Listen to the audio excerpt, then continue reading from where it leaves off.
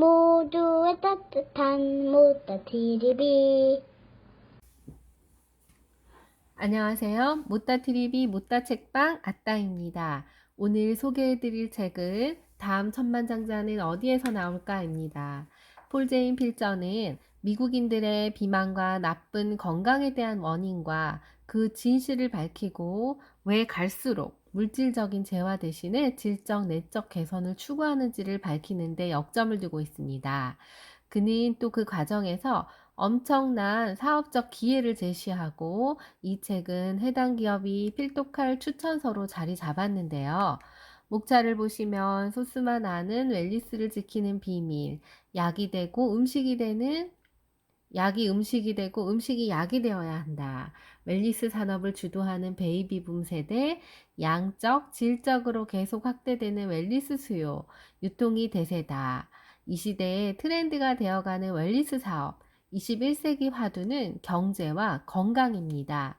생활 여건이 향상되고 가치를 추구하는 사람들이 늘어나면서 소비 성향은 갈수록 양적 수요에서 질적이고 내적 수요로 변화되고 있습니다.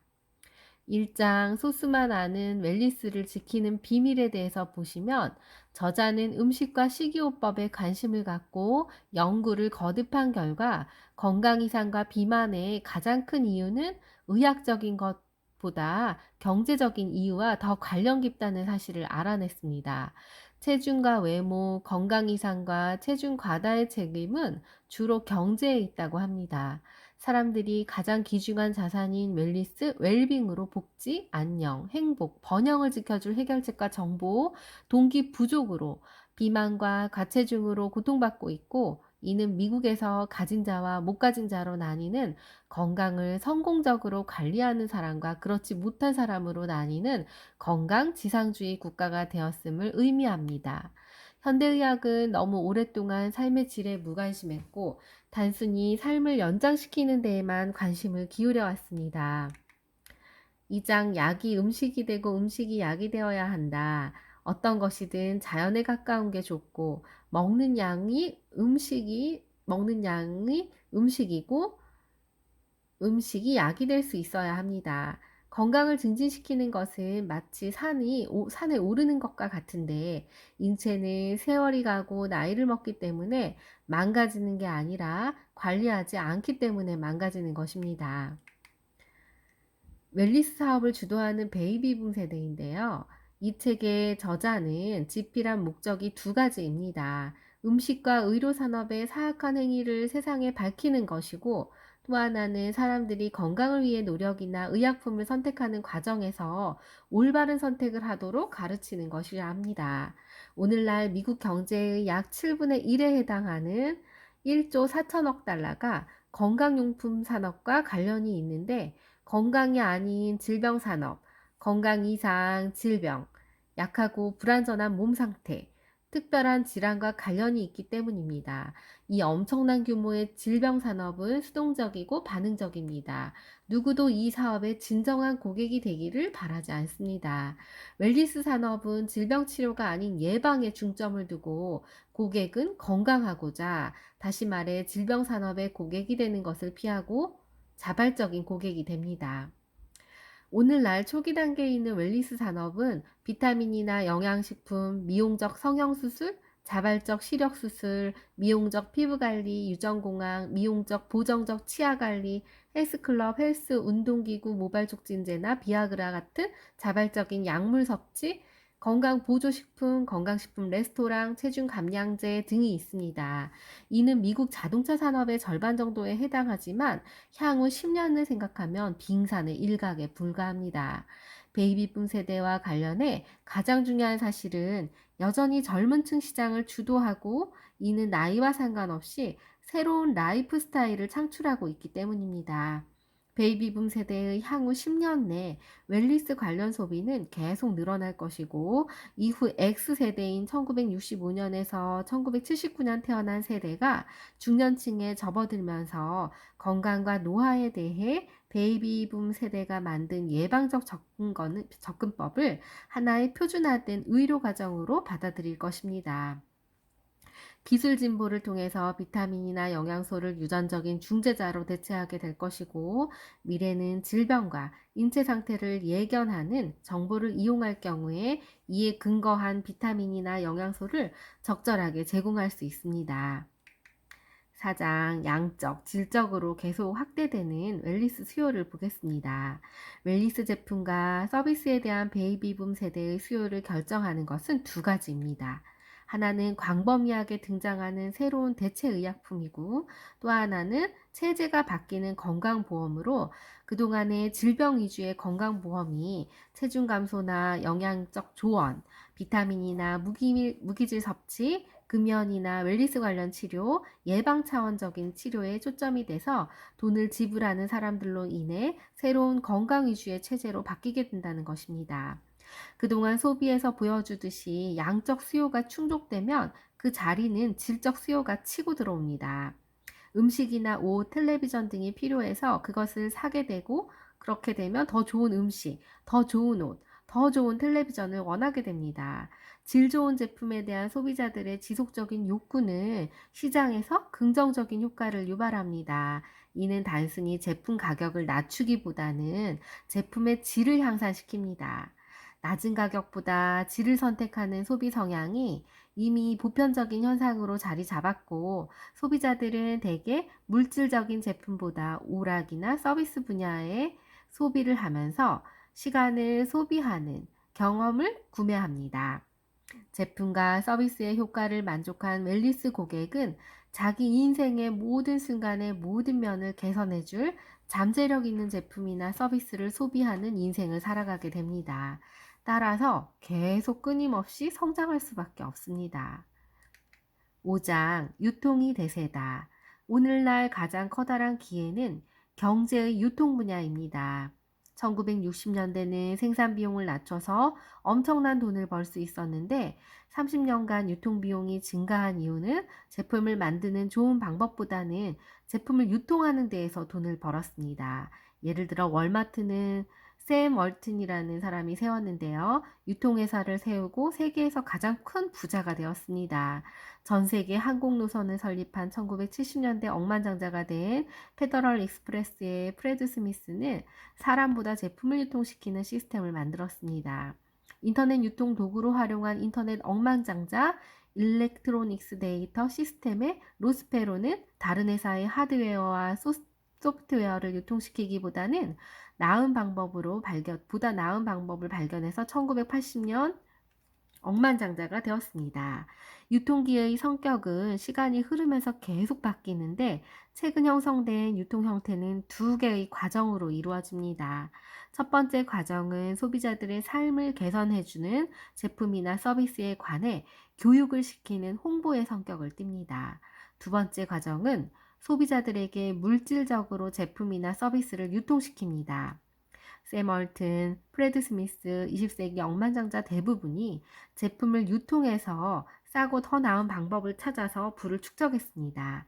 이들이 유통시킨 제품은 소비자들이 이미 알고 있고 또 갖고 싶어 하는 것입니다. 21세기 유통 갑부들은 새로운 제품과 서비스에 관해 소비자들을 교육시킴으로써 유통에 따른 부를 만들었습니다. 이러한 제품과 서비스는 일반적으로 소비자들이 그 유용성을 잘 모르는 것들입니다. 20세기에 들어 유통은 백화점으로 발전했고 원하는 것을 단순히 구입하기 위해서가 아니라 식기세척기, 제빙기, 자가세척 오븐 등과 같이 물건에 대한 정보를 알아보기 위해 백화점에 갑니다. 백화점은 소비자의 삶을 개선시켜줄 제품이나 서비스에 대해 교육시켰고 이들은 소비자들에게 유용한 제품을 알려주고 소비자 욕구에 맞는 올바른 제품을 선택하게 도왔습니다. 그 다음 물건 판매가 이루어졌는데요. 도와준 제품에 대한 정보를 제공해 주는 것이 질적 유통이라면 물건을 판매하는 것은 물적 유통에 해당합니다. 오늘날은 모든 소매상과 기업이 고객에게 이 두 가지, 지적 유통과 물적 유통을 동시에 수행합니다. 2000년대에 백화점은 점점 쇠퇴하고 많은 소비자들이 직접 구매를 선호하면서 제조업자들은 할인점 같은 중간 유통 단계를 거치지 않고 직접 가정으로 배송합니다. 그 양이 많아질수록 가격은 더욱 내려가는데 물정 유통을 발전시킨 월마트, 코스트코, 그 밖에 여러 할인점들이 인터넷 바람이 불면서 월마트닷컴, 코스트코닷컴 같은 온라인 상점을 구축했고, 여전히 전체적인 비용에서 큰 비중을 차지하는 물정 유통 비용을 줄이기 위해 고군분투하고 있는 현재는 물론 가까운 미래 소비업계에서도 가장 커다란 기회는 지적 유통이 제공할 것입니다. 일부 새로운 제품이나 서비스에 대해 항상 전문적인 훈련을 받은 사람이 고객에게 1대1로 제품 정보를 제공하고 고도 기술에 따른 고도의 조작 방법을 알려주어야만 했습니다. 80년대는 장거리 전화 할인 서비스 전자 자동 응답기가 그랬지요. 90년대는 비타민 제품과 영양식품 등이 그래왔습니다. 지난 수십 년간 매년 더욱더 많은 돈이 그런 제품과 서비스를 구매하는 데 지출되었습니다.